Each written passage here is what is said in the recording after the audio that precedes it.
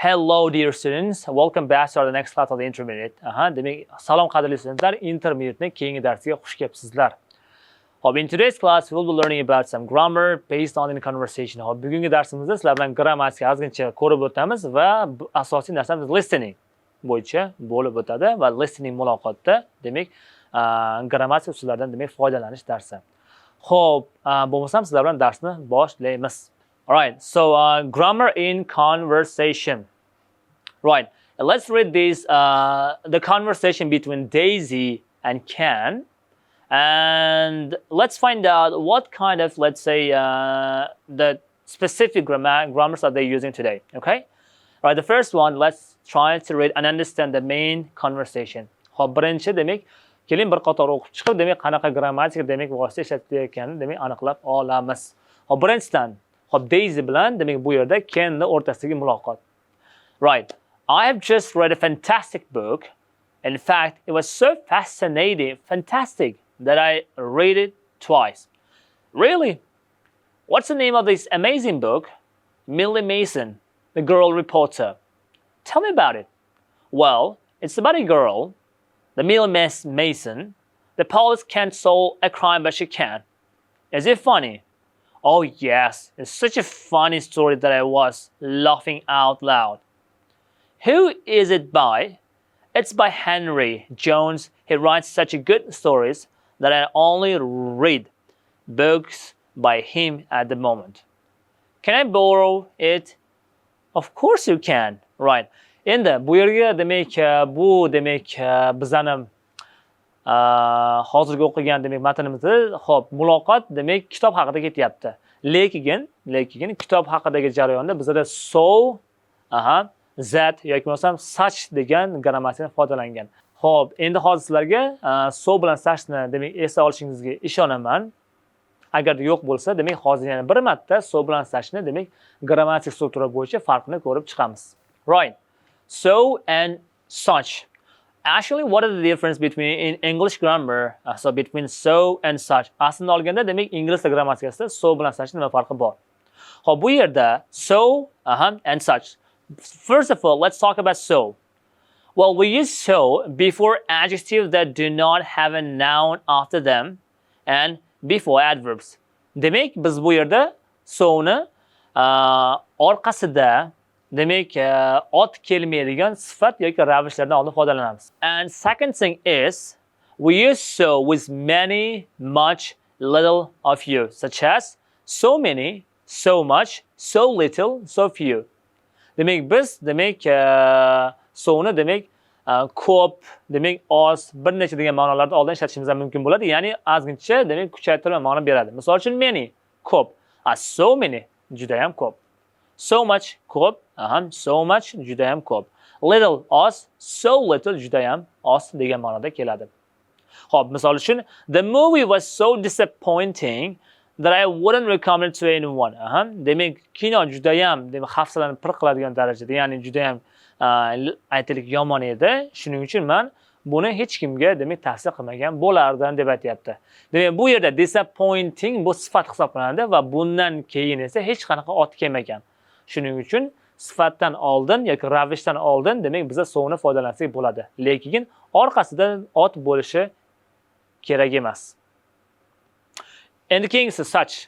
We use such, right, before an adjective was a noun, right? Demek bizda suchni demek sifat, ya'ni ot bilan kelayotgan vaqtda ishlatsak bo'ladi.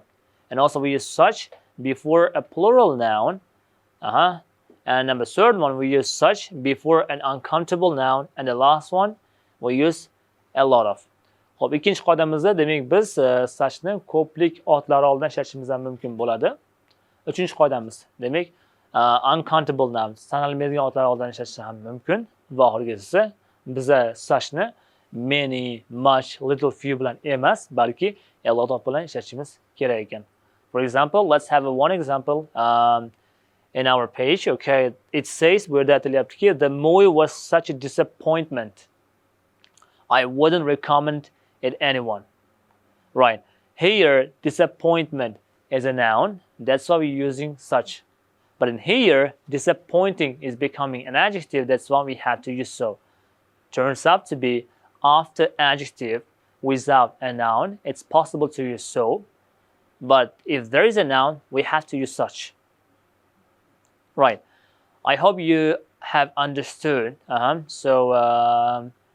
Enough about the so and such. So I hope that we can go our listening session, again a conversation about Daisy and Ken, and let's read it one more time and let's analyze together. Right, here we are back in our conversation between Daisy and Ken. So we're going to read again and we're going to analyze. The first one, Daisy. I have just read fantastic books. In fact, it was so fantastic that I read it twice.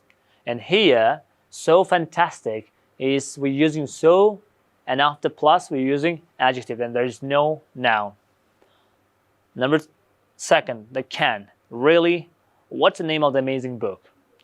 Millie Mason, the girl reporter. Well, tell me about it. Well, it's about a girl, Millie Mason. The police cannot solve the crime, but she can. Is it funny? Oh yes, it is. Such a funny story that I was laughing out loud. Well, here, actually we're using such because after funny, we have a story.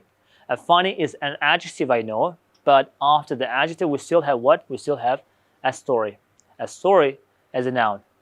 If you want to use the such, there has to be a noun in the end. And who is it by? It's by Henry Jones. He writes such a good stories. Again, after good, we have the noun. That's why we're using such. That I only read the books by him at the moment. Can I borrow it? Of course you can. Right, if you had some...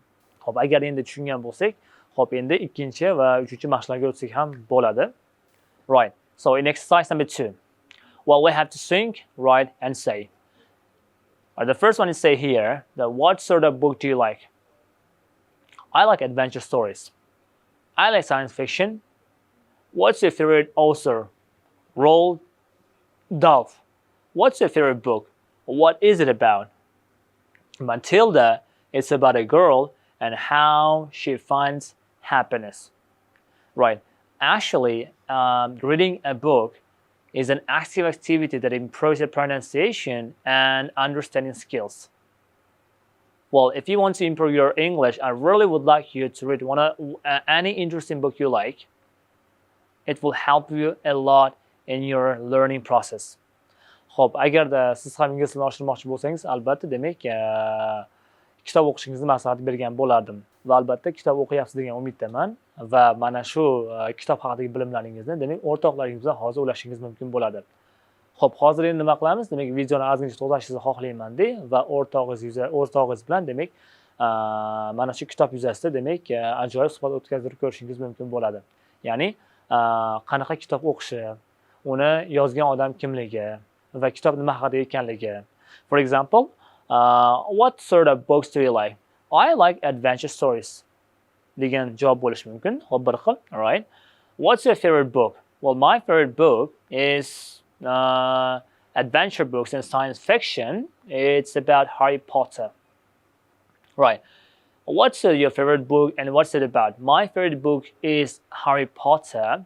It's about an orphan boy who goes to Hogwarts school and becomes a wizard. Alright, demak men hozir Harry Potter haqida demak azincha gapirib o'tdim va bu juda ham ajoyib kitob hisoblanadi va 7 xil demak kitobi nashrdan chiqqan. Dunyo bo'yicha demak juda ham ajoyib demak 300 milliondan ortiq demak savdosiga ega bo'lgan kitob. Xo'p, endi siz esa demak o'zingiz yoqtirgan kitobni demak o'rtog'ingiz bilan demak ulashingiz kerak bo'ladi. Xo'p, savollarni berishni unutmang. Birinchi savol, what sort of book do you like? Ikkinchi savol, who is your favorite author? Uchinchi savol, what is your favorite book va what is it about? Sizni sevimli kitobingiz nima va u nima haqida? Right, and muloqot qilganingizdan keyin esa demak we have this number third one, uchinchi mashqimiz bor. What sort of book do you like? I like about summer degan demak muloqot kelyapti va bu yerda siz suhbat qilish uchun demak mana bu foydali frazalardan demak birikmalardan foydalanishingiz mumkin bo'ladi. Misol uchun bizda an exciting story. A lot of books in the world have an exciting stories.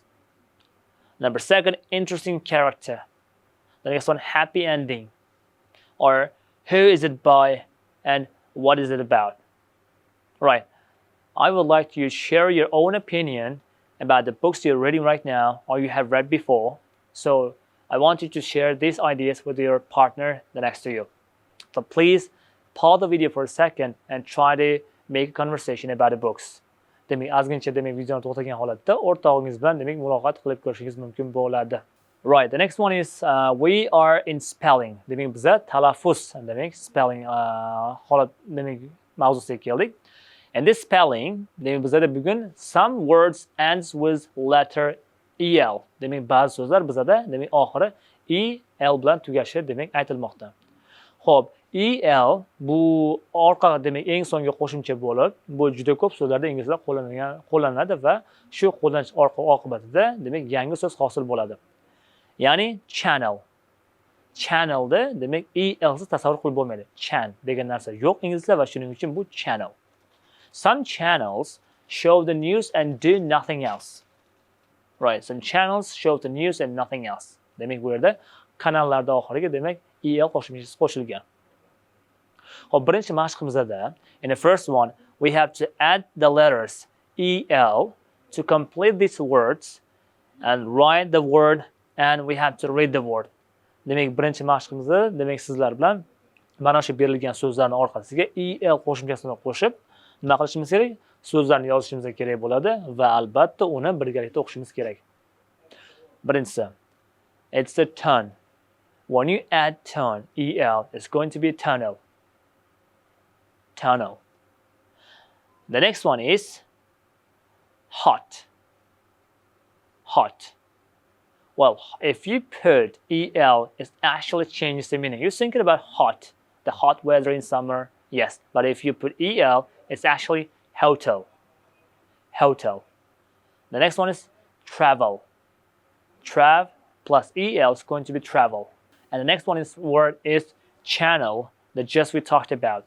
Hozir gapirgan gapimiz channel haqida bo'lyapti. Keyingisi camel. And the last one is we have lab, label. When do you talk about lab? Well, a lot of people talk about laboratory, but if you put el, it's actually going to be label. Label. Right, let's read all of them together. The first one, tunnel, hotel, travel, channel, camel, and the last one is label. Right, and I believe that now it's time to move on. Question number second. Exercise number 2. In exercise number 2, so we have to write the word in activity number 1 next to the correct picture. As you can see, we have 6 pictures are given and we have to use the vocabulary just we had in the activity number 1 and we have to match the pictures with them. The first one is, as you can see, this is an animal that you can find in a desert. And the answer is, of course, that's a camel. Number second, as you can see, that's a TV and all the programs inside are called channels. Number 3, it's a building, right? It's a building that you can stay while you're traveling around the world and most of the tourists stay in this place, as you may guess, and that is a hotel. A hotel. All right, so number 4 is what? Of course, you know, that's a tunnel. And number 5 is, that's right, it's a label. Number 6 is, and that is a travel. All right, so exercise number 3. So we have write the words in activity number 1 next to the correct definition. Okay, the first one is we're talking about number first, a pathway. So we had 6 vocabulary about and we need to match with correct definition. The first one, it says a pathway for sending out programs on TV. What a pathway for sending out your programs on TV, and that's obviously is channel. Number second, a large tube underground that things can travel through. If you can travel under the ground, and that means you are actually traveling in the tunnel. Answer is tunnel. Number 3, a short note that's put on something to explain what it is. We're talking about a short note that is put on something to explain what it is. And answer is label. It is a label. Number 4, large building with a lot of bedrooms where people can stay. Well, this is a large building that a lot of people can stay actually, and it has a lot of bedrooms. And answer is of course hotel. Number 5, large animal that can live in an area where there's a little water. And I know that you're thinking about instantly about camel, because the answer is camel. Right. Number 6, to go on a journey. When you go on a journey, so answer would be what? Answer is, it actually is travel. A travel. Right, and exercise number 4, so you have to listen and sing a song. Right, please, here's a song about a young dog, okay? So, and bu yerda demak siz nima qilishingiz kerak bo'ladi? Bu yerda mana shu qo'shiqni eshitib, demak qo'shiqni orqasidan kuylashingiz kerak bo'ladi. Alright, so dear students, now we have finished our today's class. Mana qadrli studentlar, bugun sizlar bilan navbatdagi darsimizni ham o'z nihoyasiga yetkazdirdik. Demak, bugungi dars jarayonida grammatik va spellinglarga e'tibor berdik. Xo'p, umid qilamanki, dars sizga mazmunli va unumdorli bo'lgan. Xo'p, ingliz tilini o'rganishni charchamang va keyingi sonlarda ko'rishguncha xayr.